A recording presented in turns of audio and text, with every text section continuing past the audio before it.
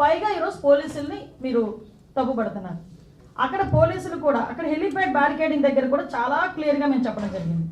Landing time చూసుకుంటానండి అక్కడ దగ్గర మనకి అతను 11:04 అతను ల్యాండ్ అయ్యారు.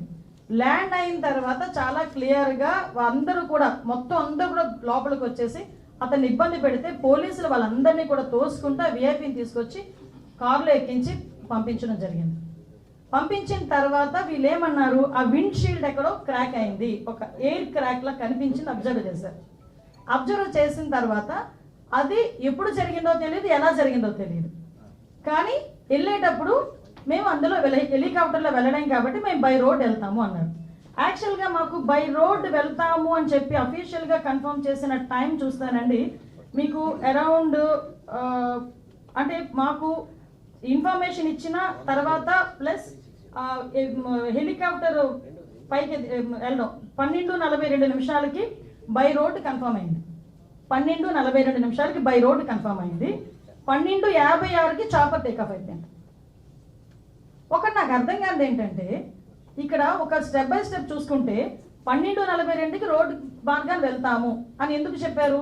హెలికాప్టర్ చాపర్ వాడు పైలట్ మేము మళ్ళీ పైకి తీసుకెళ్ళలేము, మాకు ఇబ్బంది అవుతుంది, టెక్నికల్ ఇష్యూస్ ఉన్నాయి కాబట్టి అతను ఏ ప్రోటోకాల్ ప్రకారం చెప్పాడు, ఏ టెక్నికల్ బేస్డ్ అని అతను చెప్పాడు, లేకపోతే అతను ఎందుకు ఇబ్బంది పడ్డాడు తిరిగి విఐపీని తీసుకెళ్ళటానికి, ఇది ముందస్తు ప్రణాళిక, లేకపోతే అతను వన్ సైడ్కే చాపర్ మాట్లాడుకున్నాడా, ఇవన్నీ కూడా మనం ఆలోచన చేసుకోవాలి.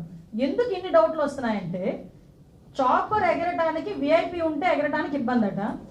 విత్-ఇన్ 14 minutesలో చాపర్ టేకాఫ్ అయిపోయింది, హ్యాపీగా వెళ్ళి ల్యాండ్ అయిపోయింది. కానీ చాపర్లో వెళ్ళే విఐపీకి ప్రాబ్లం కానీ ఆ పైలట్కి ప్రాబ్లం కాదా?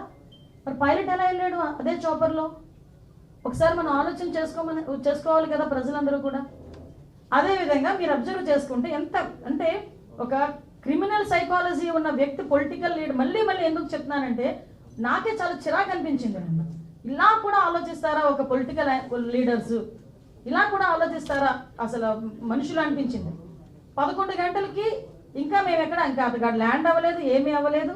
ఫస్ట్ పోస్టింగ్ ఒకటి వస్తుంది వైసీపీ దగ్గర నుంచి, ఎక్కడ పడితే అక్కడ పోలీసులు అడ్డుకుంటున్న వైసీపీ నేతలను అడ్డుకుంటున్న పోలీసులు మమ్మల్ని అక్కడ వరకు రానివ్వట్లేదు అని ఒక పోస్ట్ పెడతారు. విత్-ఇన్ 30 minutesలో హెలిప్యాడ్ దగ్గర భద్రతా వైఫల్యం, పోలీసులు ఎవరు లేరు. అక్కడేమో పోలీసులు ఉన్నారంటాం, ఇక్కడేమో పోలీసులు లేరంటాం.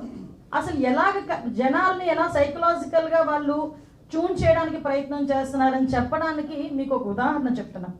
మళ్ళీ బయటకు వచ్చి ఓకే ఇదంతా జరిగింది, తర్వాత బయటకు వచ్చి ప్రెస్ మీట్ పెట్టారు. ఆయన ఇంచుమించుగా 11:04 ల్యాండ్ అయ్యారు.